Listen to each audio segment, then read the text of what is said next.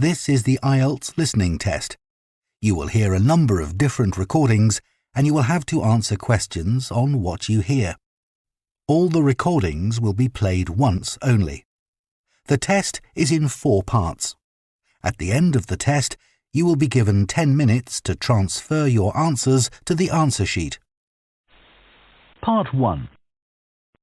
You will hear a man phoning the owner of a holiday cottage. First, you have some time to look at questions 1 to 6.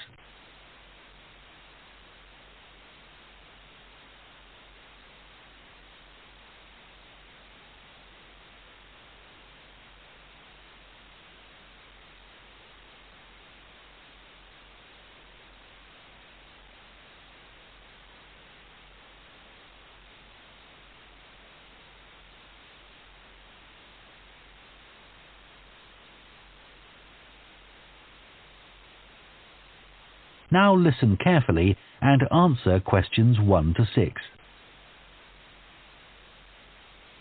Hello? Oh, hello. I was hoping to speak to Jack Fitzgerald about renting a cottage. I'm his wife Shirley and we own the cottages together, so I'm sure I can help you. Great. My name's Tom. Some friends of ours rented Granary Cottage from you last year and they thought it was great. So my wife and I are hoping to come in May for a week. What date did you have in mind? The week beginning the 14th, if possible. I'll just check. I'm sorry, Tom, it's already booked that week. It's free the week beginning the 28th, though, for 7 nights. In fact, that's the only time you could have it in May. Oh, well, we could manage that, I think. We'd just need to change a couple of things. How much would it cost? That's the beginning of high season, so it'd be £550 for the week. Ah, that's a bit more than we wanted to pay, I'm afraid. We've budgeted up to £500 for accommodation. Well, we've just finished converting another building into a cottage, which we're calling Cherville Cottage. Sorry, what was that again? Cherville. C-H-E-R-V for Victor, I-L. Oh, that's a herb, isn't it? That's right.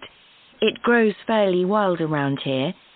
You could have that for the week you want for £480. Okay, so could you tell me something about it, please? Of course. The building was built as a garage.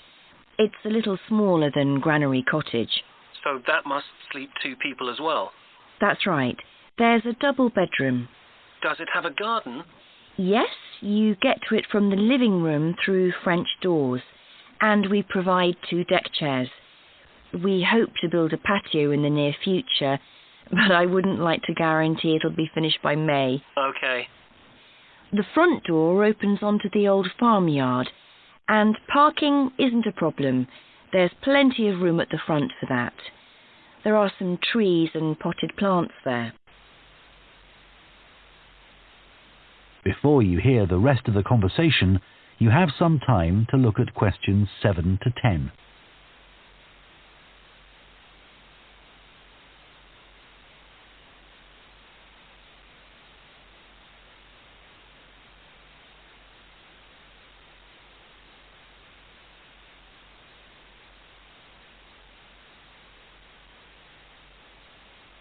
Now listen and answer questions 7 to 10.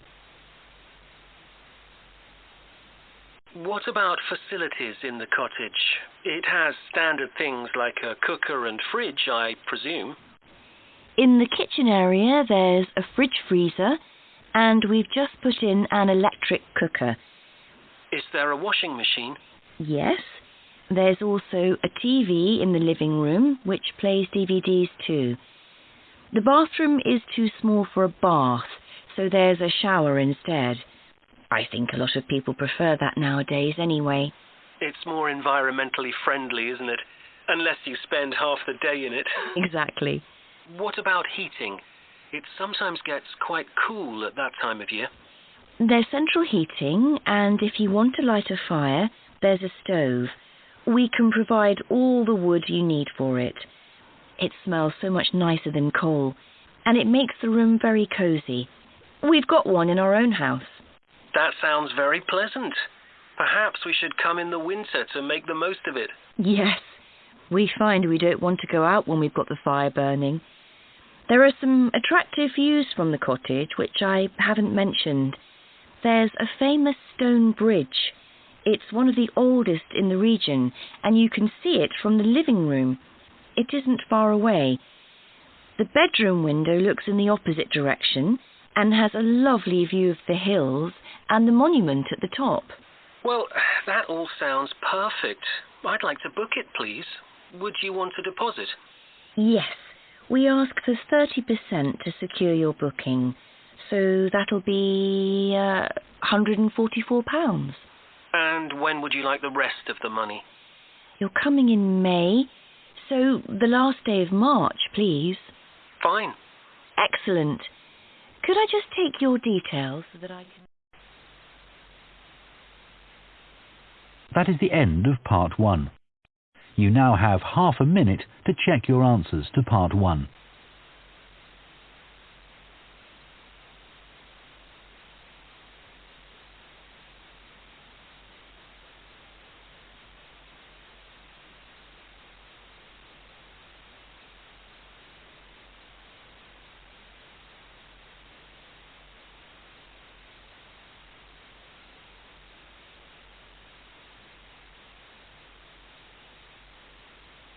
Part 2.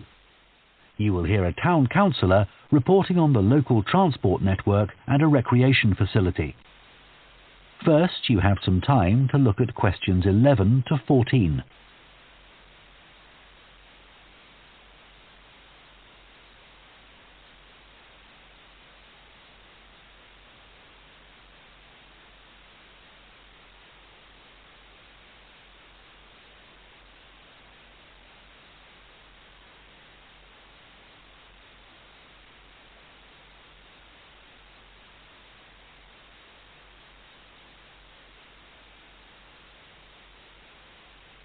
Now listen carefully and answer questions 11 to 14.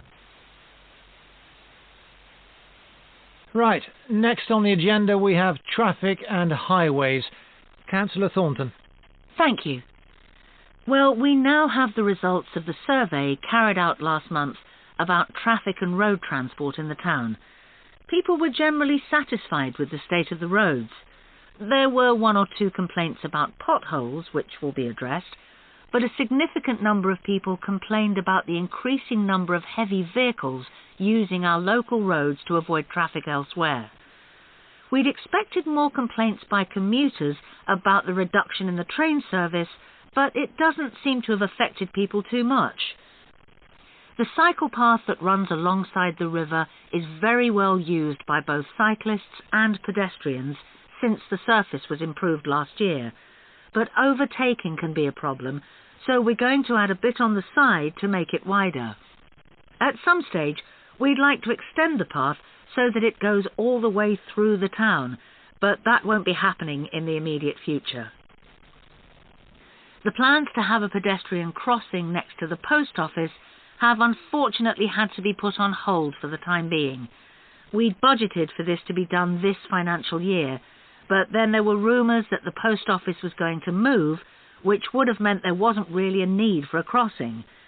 Now they've confirmed that they're staying where they are, but the Highways Department have told us that it would be dangerous to have a pedestrian crossing where we'd originally planned it, as there's a bend in the road there, so that'll need some more thought.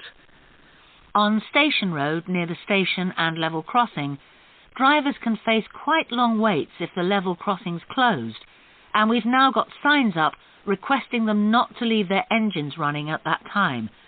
This means pedestrians waiting on the pavement to cross the railway line don't have to breathe in car fumes. We've had some problems with cyclists leaving their bikes chained to the railings outside the ticket office, but the station has agreed to provide bike racks there. Before you hear the rest of the talk, you have some time to look at questions 15 to 20.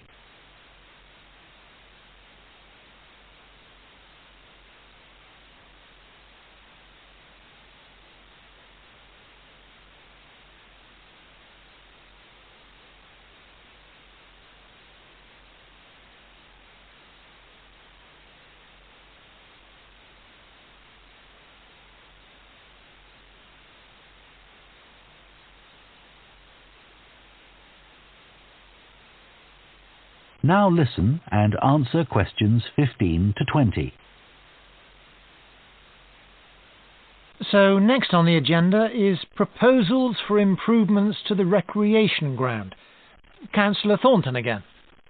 Well, since we managed to extend the recreation ground, we've spent some time talking to local people about how it could be made a more attractive and useful space.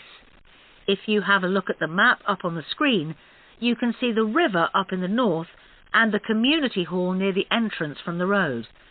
At present, cars can park between the community hall and that line of trees to the east, but this is quite dangerous for pedestrians, so we're suggesting a new car park on the opposite side of the community hall, right next to it. We also have a new location for the cricket pitch. As we've now purchased additional space to the east of the recreation ground, beyond the trees, we plan to move it away from its current location, which is rather near the road, into this new area beyond the line of trees. This means there's less danger of stray balls hitting cars or pedestrians. We've got plans for a children's playground, which will be accessible by a footpath from the community hall and will be alongside the river. We'd originally thought of having it close to the road, but we think this will be a more attractive location. The skateboard ramp is very popular with both younger and older children. We had considered moving this up towards the river, but in the end we decided to have it in the southeast corner near the road. The pavilion is very well used at present by both football players and cricketers. It will stay where it is now, to the left of the line of trees and near to the river, handy for both the football and cricket pitches. And finally, we'll be getting a new notice board for local information, and that will be directly on people's right as they go from the road into the recreation ground. That is the end of Part 2. You now have half a minute to check your answers to Part 2.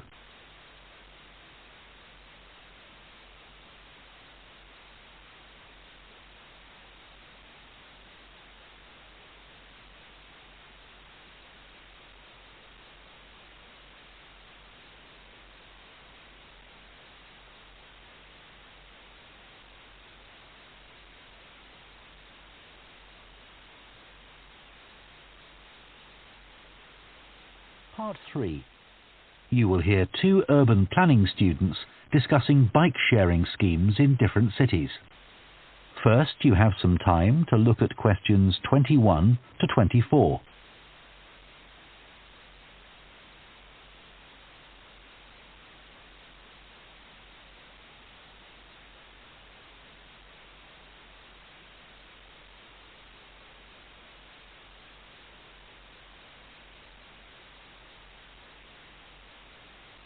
Now listen carefully and answer questions 21 to 24.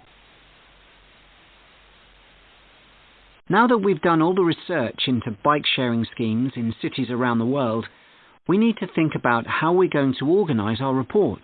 Right. I think we should start by talking about the benefits. I mean, it's great that so many cities have introduced these schemes where anyone can pick up a bike from dozens of different locations and hire it for a few hours. It makes riding a bike very convenient for people. Yes, but the costs can add up, and that puts people on low incomes off in some places. I suppose so. But if it means more people in general are cycling rather than driving, then because they're increasing the amount of physical activity they do, it's good for their health. OK, but isn't that of less importance? I mean, doesn't the impact of reduced emissions on air pollution have a more significant effect on people's health? Certainly in some cities, bike sharing has made a big contribution to that, and also helped to cut the number of cars on the road significantly. Which is the main point. Exactly. But I'd say it's had less of an impact on noise pollution because there are still loads of buses and lorries around. Right. Shall we quickly discuss the recommendations we're going to make? In order to ensure bike-sharing schemes are successful? Yes. OK. Well, while I think it's nice to have really state-of-the-art bikes with things like GPS, I wouldn't say they're absolutely necessary. But some technical things are really important. Like a fully functional app, so people can make payments and book bikes easily. Places which haven't invested in that have really struggled. Good point. Some people say there shouldn't be competing companies offering separate bike-sharing schemes, but in some really big cities, competition's beneficial. And anyway, one company might not be able to manage the whole thing. Right. Deciding how much to invest is a big question. Cities which have opened loads of new bike lanes at the same time as introducing bike-sharing schemes have generally been more successful. But there are examples of successful schemes where this hasn't happened.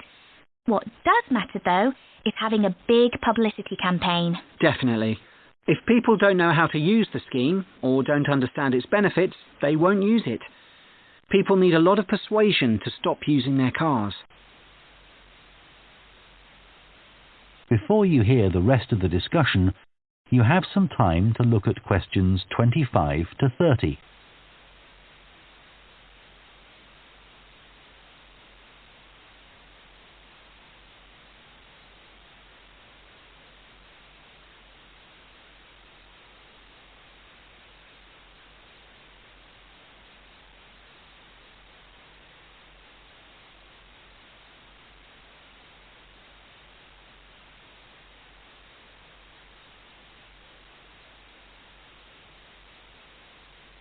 Now listen and answer questions 25 to 30.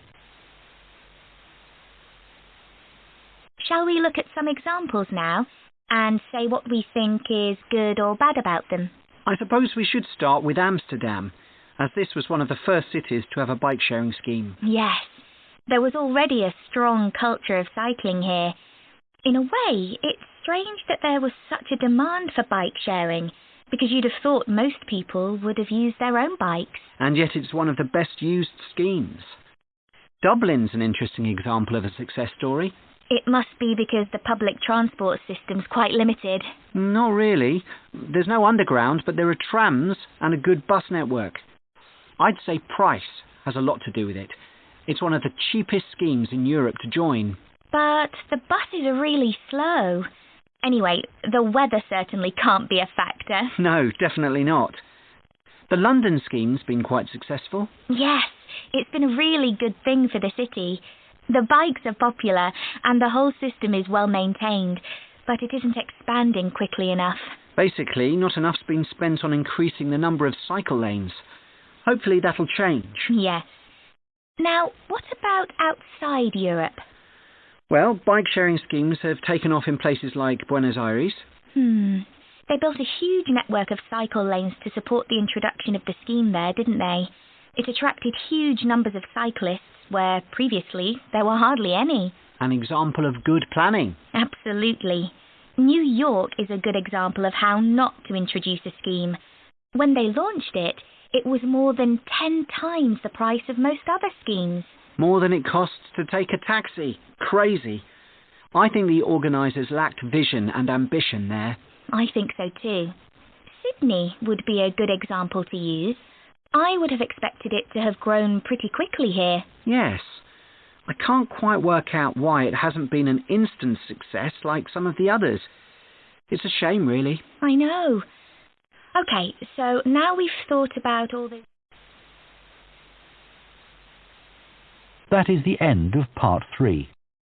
You now have half a minute to check your answers to part 3.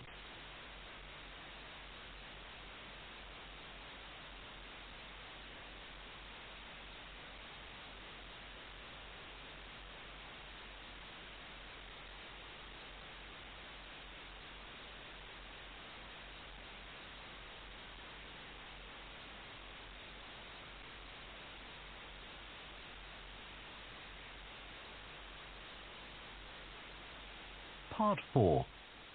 You will hear part of an environmental science lecture about a large bird called the dodo, which is now extinct. First, you have some time to look at questions 31 to 40.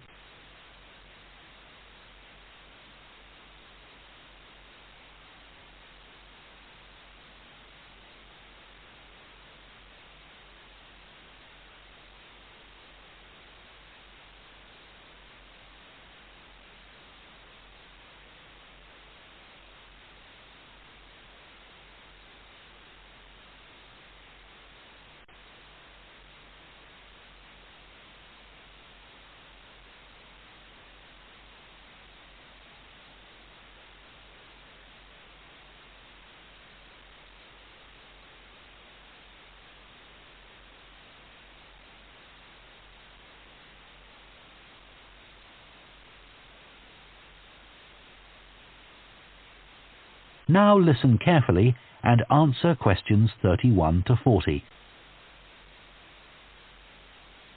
One of the most famous cases of extinction is that of a bird known as the dodo. In fact, there's even a saying in English, as dead as the dodo, used to refer to something which no longer exists. But for many centuries, the dodo was alive and well, although it could only be found in one place, the island of Mauritius in the Indian Ocean.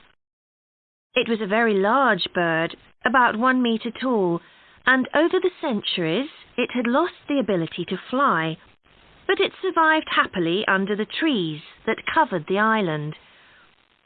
Then, in the year 1507, the first Portuguese ships stopped at the island. The sailors were carrying spices back to Europe and found the island a convenient stopping place where they could stock up with food and water for the rest of the voyage, but they didn't settle on Mauritius. However, in 1638, the Dutch arrived and set up a colony there. These first human inhabitants of the island found the dodo birds a convenient source of meat, although not everyone liked the taste. It's hard to get an accurate description of what the dodo actually looked like. We do have some written records from sailors and a few pictures, but we don't know how reliable these are. The best-known picture is a Dutch painting in which the bird appears to be extremely fat, but this may not be accurate. An Indian painting done at the same time shows a much thinner bird. Although attempts were made to preserve the bodies of some of the birds, no complete specimen survives.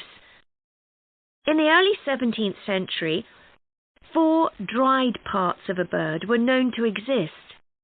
Of these, 3 have disappeared, so only one example of soft tissue from the dodo survives, a dodo head. Bones have also been found, but there's only one complete skeleton in existence.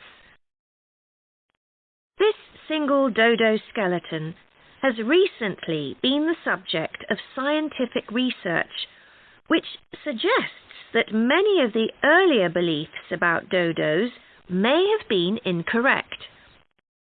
For example, early accounts of the birds mention how slow and clumsy it was, but scientists now believe the bird's strong knee joints would have made it capable of movement which was not slow, but actually quite fast. In fact, one 17th century sailor wrote that he found the birds hard to catch. It's true that the dodo's small wings wouldn't have allowed it to leave the ground, but the scientists suggest that these were probably employed for balance while going over uneven ground. Another group of scientists carried out analysis of the dodo's skull. They found that the reports of the lack of intelligence of the dodo were not borne out by their research, which suggested the bird's brain was not small, but average in size.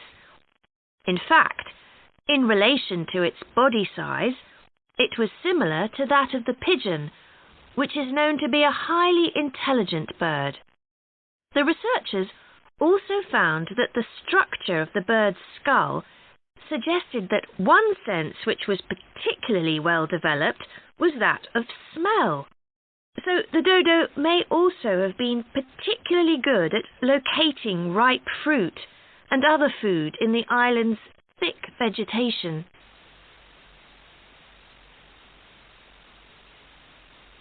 So it looks as if the dodo was better able to survive and defend itself than was originally believed. Yet, less than 200 years after Europeans first arrived on the island, they had become extinct. So what was the reason for this? For a long time it was believed that the dodos were hunted to extinction, but scientists now believe the situation was more complicated than this. Another factor may have been the new species brought to the island by the sailors. These included dogs, which would have been a threat to the dodos, and also monkeys, which ate the fruit that was the main part of the dodos' diet. These were brought to the island deliberately. But the ships also brought another type of creature, rats, which came to land from the ships and rapidly overran the island. These upset the ecology of the island, not just the dodos, but other species too. However, they were a particular danger to the dodos because they consumed their eggs. And since each dodo only laid one at a time, this probably had a devastating effect on populations. However, we now think that probably the main cause of the bird's extinction was not the introduction of non-native species, but the introduction of agriculture. This meant that the forest that had once covered all the island and that had provided a perfect home for the dodo was cut down so that crops such as sugar could be grown. So, although the dodo had survived for thousands of years, suddenly it was gone. That is the end of Part 4. You now have 1 minute to check your answers to Part 4.